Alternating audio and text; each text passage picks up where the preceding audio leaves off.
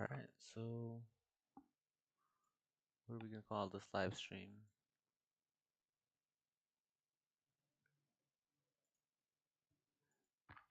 Alright, so what are we gonna call this live stream?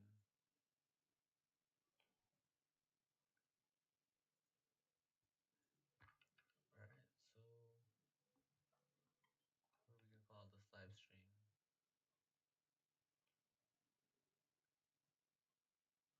You know what? I just want to solve some math problems for fun today. We'll see if anyone joins. You know what? I just want to solve some math problems for fun today. We'll see if anyone joins. You know what? I just want to solve some math Alrighty. problems for fun today. We'll see if anyone joins. You know what? I just want to solve some math Alrighty. problems for fun today. We'll see if anyone joins. Alrighty.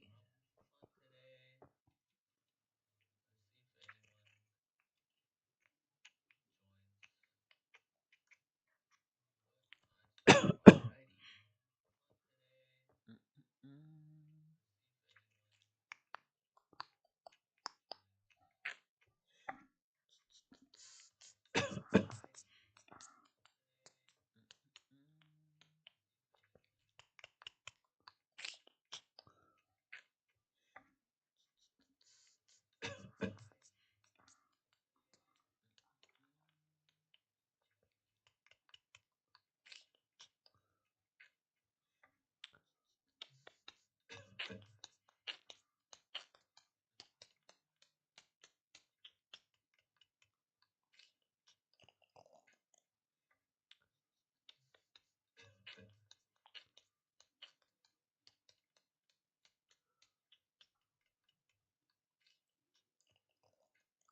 Oh, yeah, so this is going to be all the different parts of vector calculus. So my vector calculus is fairly weak. I want to boost it up. Oh, yeah, so this is going to be all the different parts of vector calculus. So my vector calculus is fairly weak. I want to boost it up. Oh, yeah, so this is going to be all the different parts of I'm not going to take this like a vector test, calculus. but we're just going So to solve my a couple of vector these calculus problems. is fairly weak. I want to Okay? boost it up. See what we can do. I'm Yeah, I not going to see. take this like a test, But we're just so going to my solve a couple of vector these calculus problems. is fairly weak. I want to Okay? boost it up. See what we can do.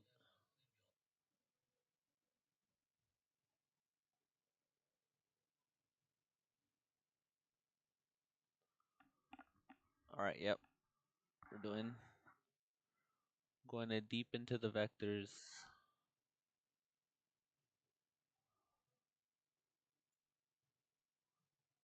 Alright. It's on, it's on, it's on.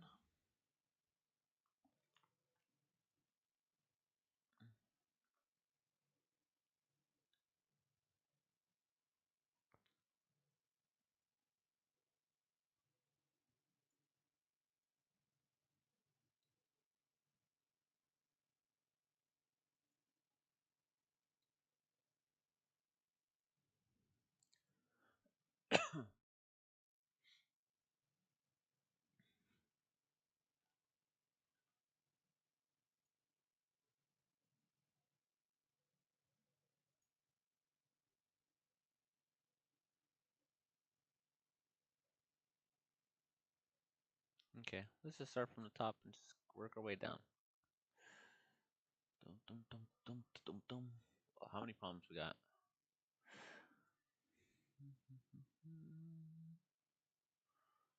What was that? 8? It's only 8.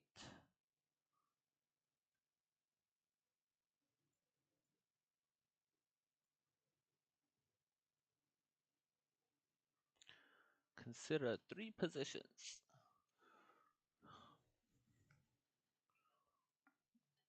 Okay. Consider 3 position vectors. Tails are the origin. Let's see this. 3 vectors. Find an equation of a plane passing through the tips of all of those. So we were to draw a coordinate system, make this the x, the y, and this is the z. U is somewhere over here. V is 4x, 2y, somewhere over here. W is 1, 1, somewhere over here. So you want a plane that's going to intersect all three of these.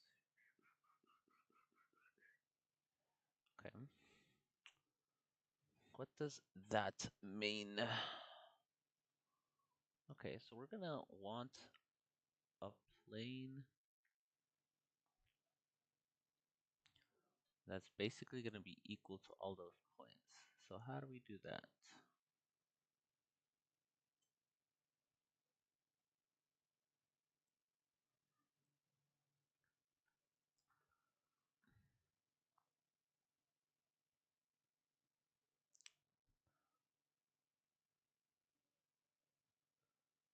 So this plane A plus B plus C, Z is equal to some type of D, right? So the idea is if we were to plug in something here, okay, A1, basically we want all of these to hold for whatever we put in here, right? Let me change the title of this.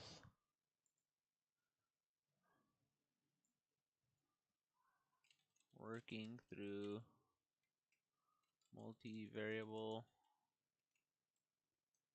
calculus tests for fun. Mwahahaha.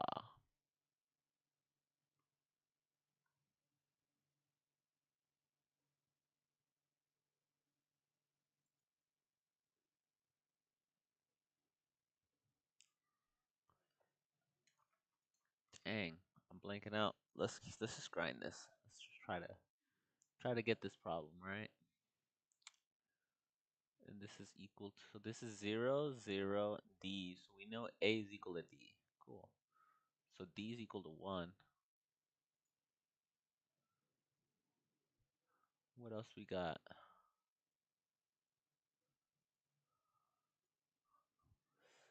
Okay, then we got 4A plus 2C is equal to 1.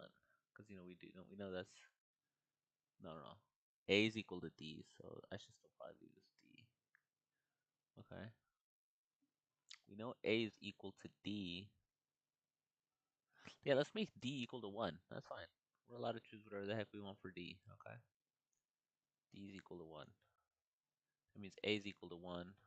So we got 4 plus 2C is equal to 1. 2C is equal to negative 3.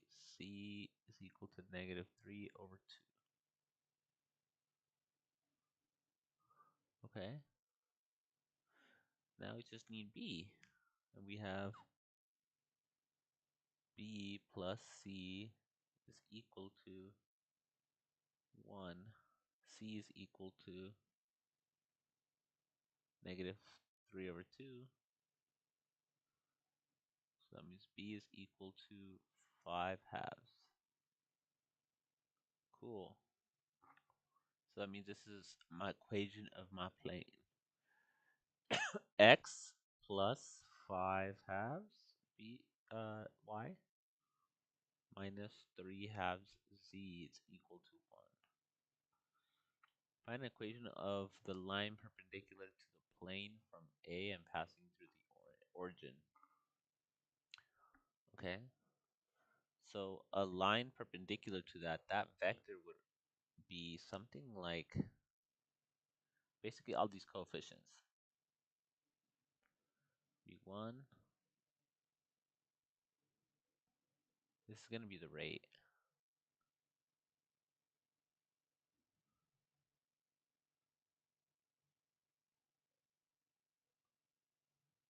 2t.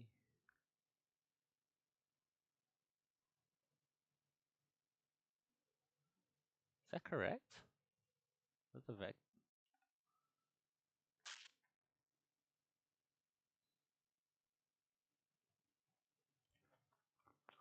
It's something like that, yeah.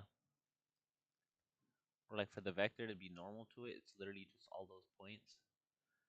How do we determine whether that is true or not? We can just look at the answers for now. Okay.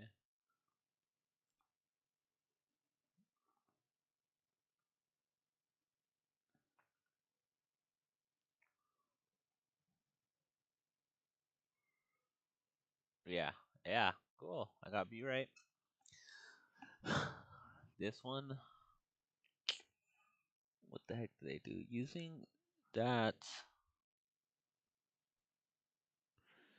so they use UV for the normal vector points. That would have been pretty neat. Okay.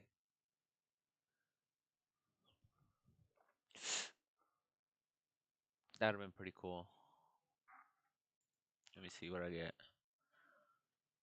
So did they get A's equal? Yeah, A. They got their A's equal to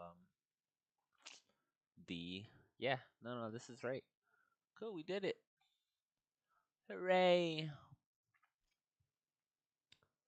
Oof. All right. Let's. We're just gonna do these. Do these. Okay.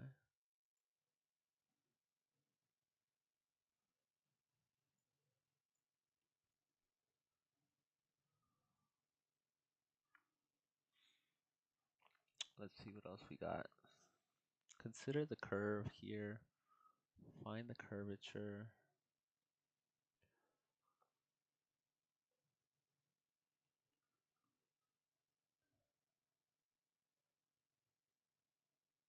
Okay. Consider the curve. Find the curvature. How do we find curvature? Is that the second derivative?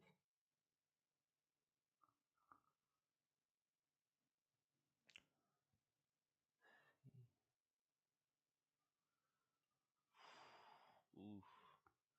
I don't remember what the curvature is, man. That's why I'm doing this problem.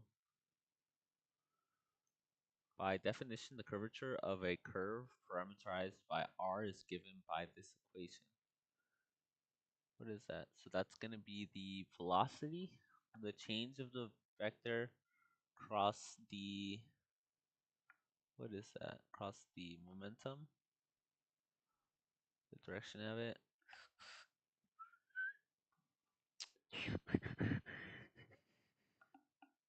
Okay.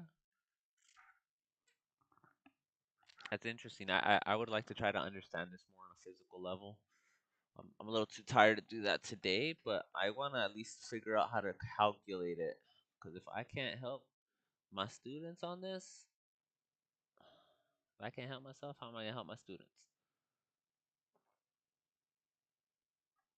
Okay, let's just copy and paste it and try to understand this. Okay.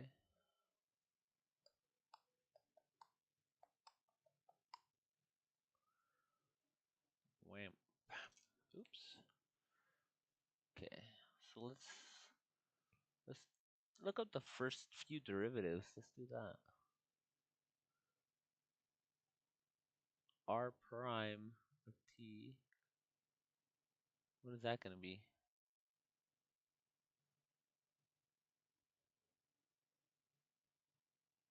Is it just like that? Yep. Second derivative.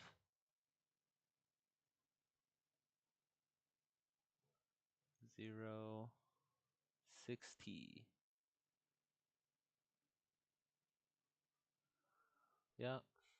Yeah, and then let's do the cross product. These weird cross products, I guess you would have another 3 right here. But it's just going to be their cross. We're going to get 6t. Is that what it shows? That's what it looks like. Yep, 6tk. Yeah.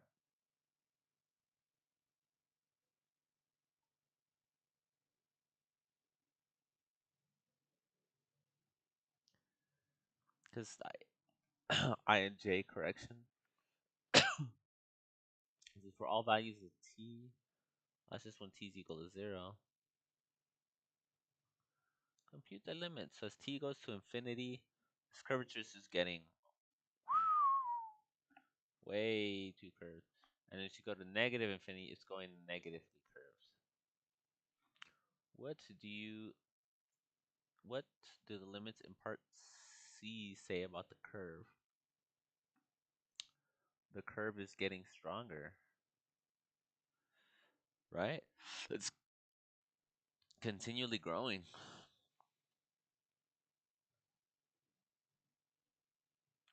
0. Oh, I only did the cross product. I'm supposed to divide by the magnitude of this. So, oh, dang, I messed that up. Okay, so what's the magnitude 3 of it?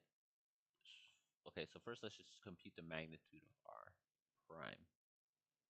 That's gonna be this, which is the square root of 1 squared plus that squared, so that's gonna be 9t to the fourth. Okay, and if you do the cube root of that, you can get this. So this is what our curvature is. Yes, I did that wrong. Big wrong. 6t over 1 plus 9t to the fourth power, 3 over 2. So this is it. Yeah, so obviously if we take the limit as t goes to infinity or negative infinity, they're going to be the same thing. But we're going to want to try to do it proper. We could factor out a t to the fourth right here. And that will give us t to the sixth out here. And we'll get 1 over t to the 4 plus 9 over 6t. This will cancel with this, give us a 5. This thing's straight up going to 0. Is there a different limit they wanted us to look at? Or just the infinity one? Yeah, the lines have 0 curvature. Yeah, and that's what was throwing me off. So look, if you pay attention to like what is this curve? You see this? This curve is literally just this. The cubic function. You know what I mean? So like after a while, it's basically gonna start edging towards being vertical. Not because it's asymptotic, but just in terms of like the rate. As much as you go this way, it's going like way up more. So it's becoming less and less like curves. If that makes sense. You can think of a curve as like how much is it pulling it by. Probably the biggest curve it's gonna have is like near these points. Um, yeah, so that kind of makes sense. Okay, I need some work, dude. Dang. Okay. That's cool, but I'm learning. I really want to derive that though for another day. So look, now I have a list of problems I could develop and build. That's pretty neat. Okay. Given the function of two variables, this says determine the domain. So you just can't have a negative in there. So this is gonna be y minus x squared greater than that. So y is greater than x squared. Simple. Turn this up, you fill the cup. Okay, sketch the curve graphs when g is equal to 0, 1, and 2. So for g is equal to 0, that's just this. That's going to make this 0. Ooh, I think I've done this before. Or I'm having deja vu. This is squared, that's still this.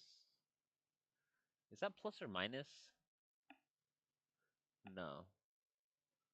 Oh, no, no, no, no, no, no, no. I got this.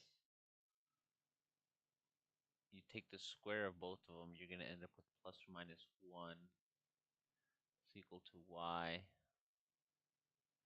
squared. So then what do? You added this over to the other side. So y is equal to x squared plus or minus 1. Cool. All on one curve. Sketch the level curves. Is this correct? Am I thinking about this wrong?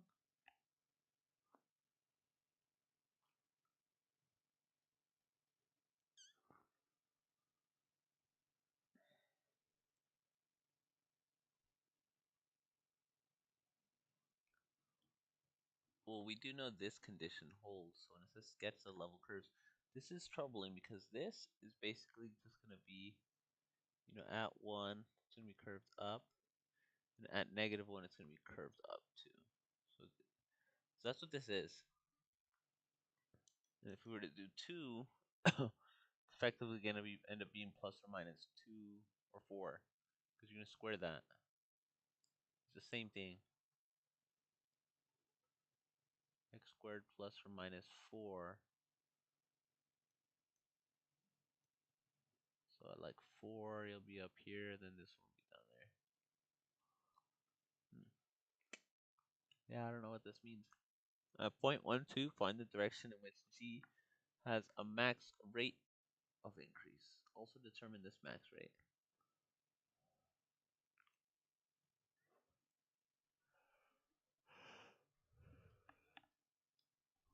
Find the direction in which G has its maximum rate of increase. Also determine this max rate. I'm not sure.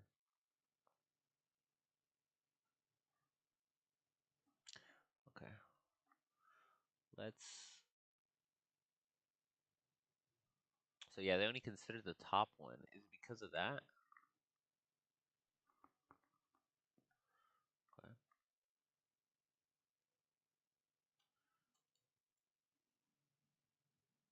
Oh yeah, that was a sketch. Use a sketch. Okay. Max rate of increase at the point 1, 2 by definition.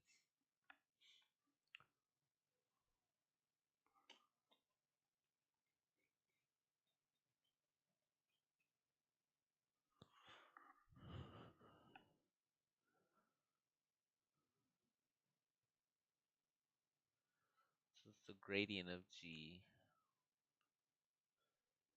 I see.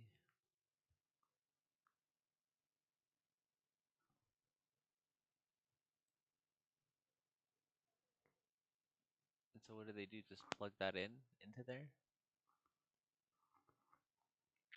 and then take the magnitude of it.